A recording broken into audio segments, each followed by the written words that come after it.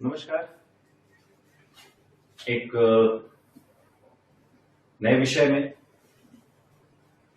नए टॉपिक पे आपका स्वागत है और आज हम जानने की कोशिश करेंगे कि संविदा में पक्षकारों की सम्मति का क्या रोल होता है, क्या भूमिका होती है। उदाहरण के लिए कि अगर पक्षकार ए और बी हैं, पक्षकार ए और बी हैं और ए ने, उदाहरण के लिए देखिए, ए ने इनको धमकी दी, एक पिस्टल के नोक पर धमकी दी कि आप अपनी मोटरसाइकिल जिसकी कीमत 50,000 है प्रिज्यूम करते हैं और उसको कहते हैं आप 20,000 में दे दो। 50,000 की चीज 20,000 में ये ले रहे हैं और उसके पीछे एक फोर्स काम कर रहा है, वो है पिस्टल की नोक।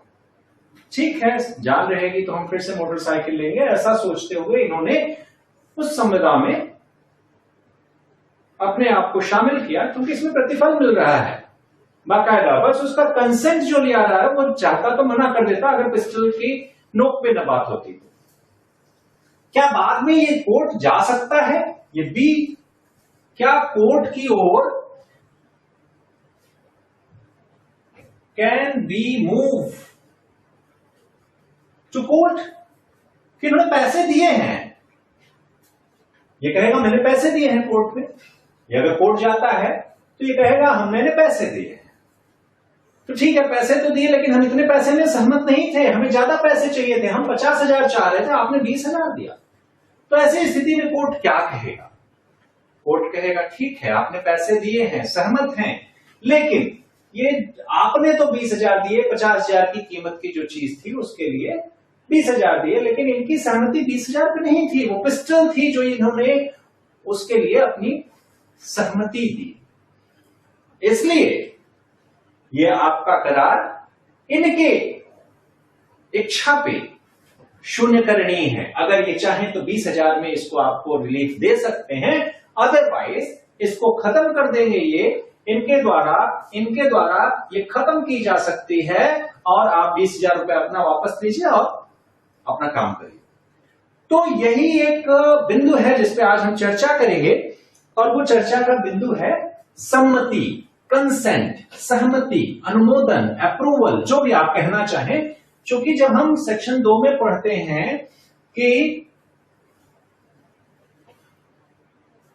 ऑफर क्या होता है, इस उद्देश्य से अपनी बात रखी जाती है कि कुछ करने या न करने के लिए कि सामने वाला उस पर अपनी अनुमति संज्ञापित करे। तो अनुमति जो ये संज्ञापित कर रहा है 20,000 में मोटरसाइकिल बेचने के लिए, वो स्वतंत्र होनी चाहिए। तो हम इसमें देखते हैं कि इस सम्मति का जो प्रोजेक्ट है, जो बात है, वो कैसे इस अधिनियम में शामिल किया गया है। तो आपको बताएं कि धारा 13 में सम्मति के बारे में प्रावधान है। What is consent? कंसेंट के बारे में धारा 13 में जो प्रावधान है वो ये है कि 2 या 2 से अधिक व्यक्ति सम्मत हुए तब कहे जाते हैं जबकि वे किसी एक बात पर एक ही मत में सहमत होते हैं। 2 or more persons are said to consent when they agree upon the same thing in same sense. A और B कब कंसेंट में माने जाएंगे? When कंसेंट जबकि वो जो कॉन्ट्रैक्ट कर रहे हैं, ये कॉन्ट्रैक्ट है, कॉन्ट्रैक्ट की जो विषय वस्तु है, विषय वस्तु या subject matter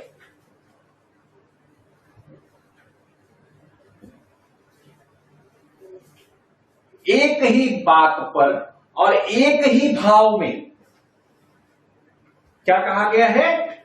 on same thing. तो जो थिंग है ना, ये है same thing. Subject matter is same thing. दूसरी चीज क्या है? Same sense. तो ये जो दूसरी बात है सेम सेंस, ये क्या है?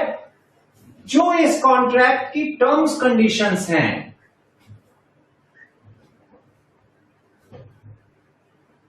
टर्म्स एंड कंडीशंस हैं, वो जो हैं उन पे दोनों लोगों का भाव, इनका भी और ये भी, ये कह रहे हो कि मैं 1,000 रुपए में बेचूंगा, वो सोच रहे हो कि $1,000 की बात हो रही है। या आप 1,000 का भुगतान नगद में करेंगे, वो सोचेंगे हम पोस्ट डेटेड चेक दे देंगे। तो ये भाव हुआ कि 1,000 में बेचना तो है, बट ये कह रहे हैं कि मैं वो 1,000, इनका जो भाव है, भाव की बात है, इनकी बात है कि मैं 1,000 रुपए नकद लेके इनको ये बेच दूंगा अपना जो एक घोड़ा है। लेकिन ये क्या कह सोच रहे हैं कि ठीक है, अभी तो मेरे पास पैसे नहीं, मैं 10 दिन का पीडीसी दे दूंगा, पोस्ट डेटेड चेक। तो यहां पे विषय वस्तु के बारे में भले ही एक है, लेकिन जो भाव है, भाव के बारे में एक नहीं हो रहे हैं, इसलिए यहां पे संविदा पूर्ण नहीं होगी। अब एक ही बात पर एक ही भाव में सहमत होने को एक लैटिन मैक्सिम है, कंसेंसस एड इडेम।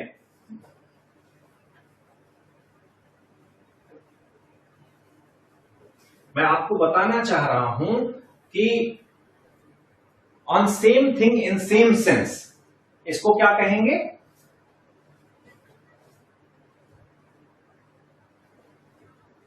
Consensus ad इडेम।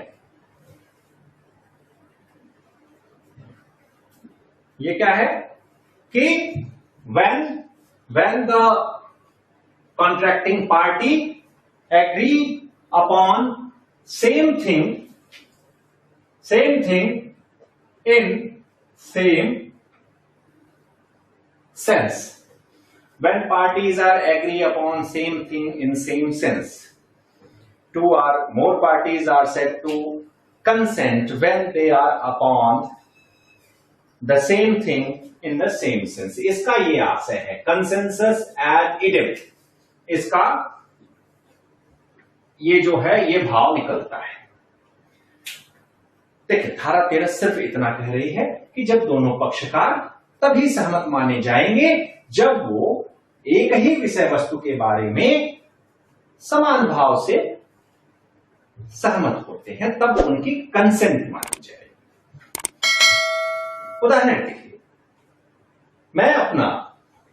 मेरे पास मैं शौकीन हूं, 4-6 मेरे पास घोड़े हैं और उनमें से एक घोड़ा बहुत अच्छा है, या मान लीजिए 2 घोड़े हैं, एक ब्राउन है एक ब्लैक है। ब्राउन वाला बहुत अच्छा है। मैं किसी दूसरे व्यक्ति को ऑफर करता हूं कि यार मैं अपना एक घोड़ा बेचना चाहता हूं, मैं अपना एक घोड़ा बेचना चाहता हूं। ए ऑफर करता है बी को, घोड़े हैं इसके पास 2, ब्लैक एंड व्हाइट ले लीजिए। ये कहता है मैं अपना एक घोड़ा बेचना चाहता हूं, ये समझता है कि ठीक,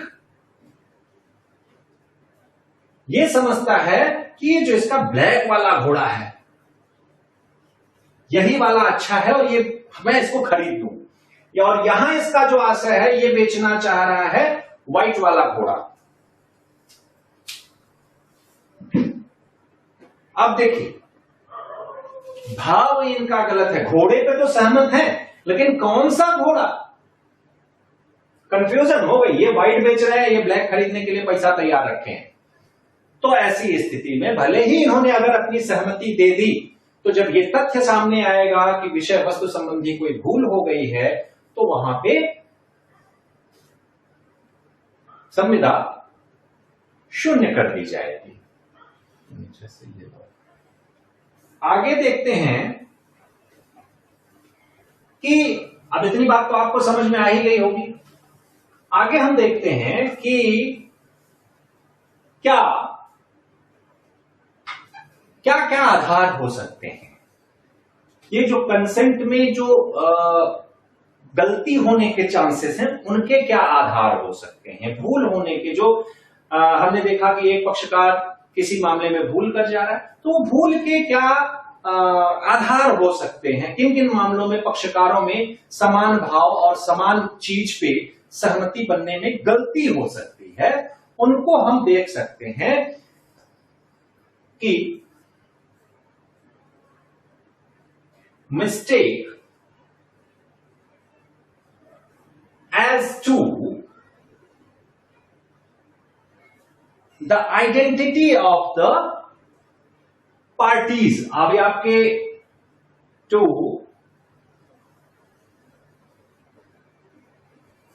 identity of parties। देखिए पहले भी अब भी, पहले तो पत्र व्यवहार से सारी संविदाएं होती थी, सारे ट्रांजैक्शंस होते थे, और अब हम इंटरनेट के माध्यम से करते हैं। कभी कभी आप देखते होंगे इस इंटरनेट के युग में जो पक्षकार हैं, इंटरनेट पे चीजें डिस्प्लेड हैं and you have to make an offer to buy them. आपको यह नहीं पता है कि जो वहां पे पक्षकार ने अपनी चीज डिस्प्ले कर रखी है वो ओरिजिनल है या नहीं, एडिडास है या नहीं, एडिडास के नाम पर किसी ने कुछ कर दिया है। अब आपने उस चीज को खरीद लिया तो आप कहेंगे नहीं नहीं ये गलत है, फेक आया है, मैं इसको वापस कर रहा हूं। तो इसी तरह का पहले भी था कि अगर कोई पक्षकार थे और उन्होंने सोचा कि ये इस नाम का आदमी वहां है और वो नाम थोड़ा रिजेंबलिंग था, सिमिलर था, तो वो वास्तव में वो व्यक्ति नहीं था जिसको वो समझ के ऑफर किया गया था, तो ऐसी स्थिति में भूल मानी जाएगी और उस भूल के परिणाम स्वरूप संविदा को शून्य करने का अधिकार होगा। किसको अधिकार होगा? पीड़ित पक्षकार को। अब दूसरा क्या आधार हो सकता है? Mistake as to identity of what? Subject matter।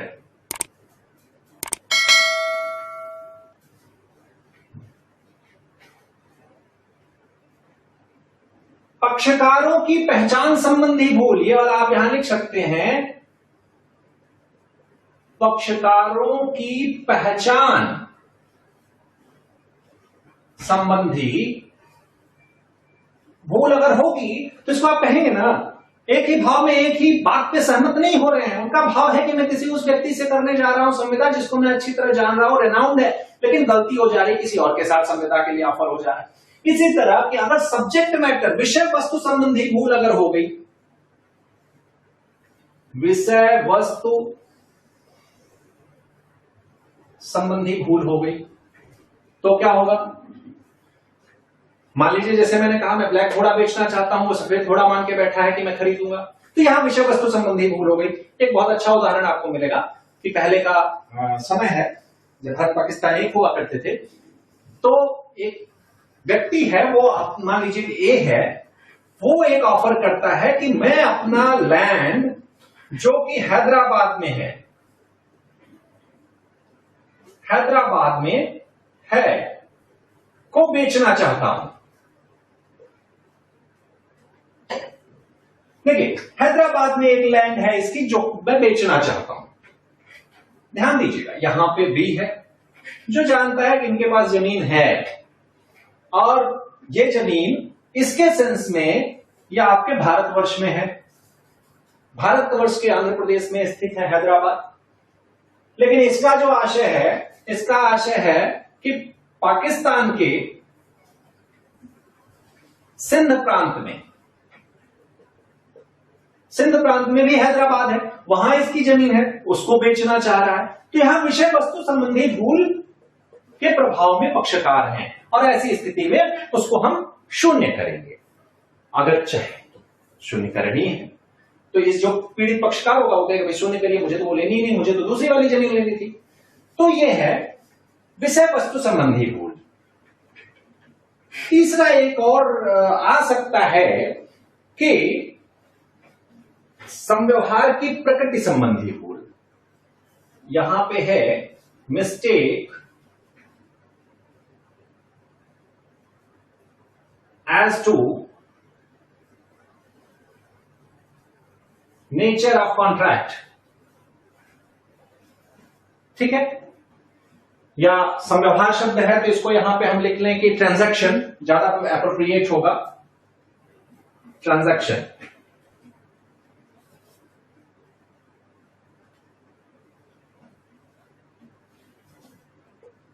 संव्यवहार के प्रकृति संबंधी भूल।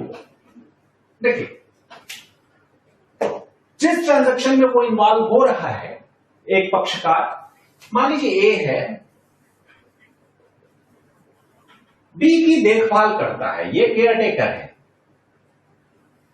बी एक धनी आदमी है, वेल्दी पर्सन है, ये वृद्ध हो गया है और ये देखभाल करता है, तो बड़ा विश्वास है इसका इस पे। एक दिन ये कहता है कि ऐसा है कि आप बैंक जाने में असमर्थ हैं, तो एक आप पावर ऑफ अटॉर्नी लिख दो। इससे ये कहता है ठीक है, एक पावर ऑफ अटॉर्नी बनवा के लाओ, मैं साइन कर देता हूं, बात तुम सही कह रहे हो। और ये क्या करता है बंदा, पूरी प्रॉपर्टी का एक सेल डीड ही एग्जीक्यूट करा लेता है इससे, मतलब सेल डीड पे ही साइन करा लेता है। इसने इस विश्वास पे साइन कर दिया कि वो एक पावर ऑफ अटॉर्नी है। तो यहां पे पूरी भूल हो गई। वो बशर्ते इसको हम आगे ले जाएंगे कपट में, फ्रॉड में और इन सब चीजों में आएगा, लेकिन हम इसको समझ सकते हैं कि यहां भूल हुई है। वो ये जाएगा, कहेगा कि मैं तो समझा ये है, तो वहां भूल का पहले लेगा, फिर कहेगा इसने कपट किया, तो वो एक अलग चीज है। लेकिन आप इन तीन बातों को यहां पे रख सकते हैं।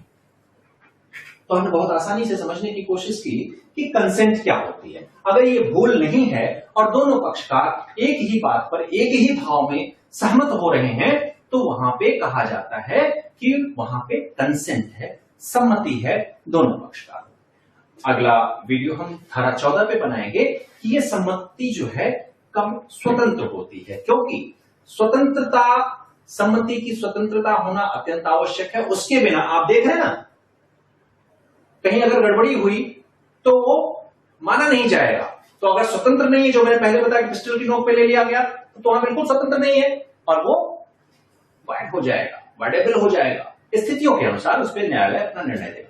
तो अगले वीडियो के लिए हम इंतजार करते हैं धारा 14 में। धन्यवाद।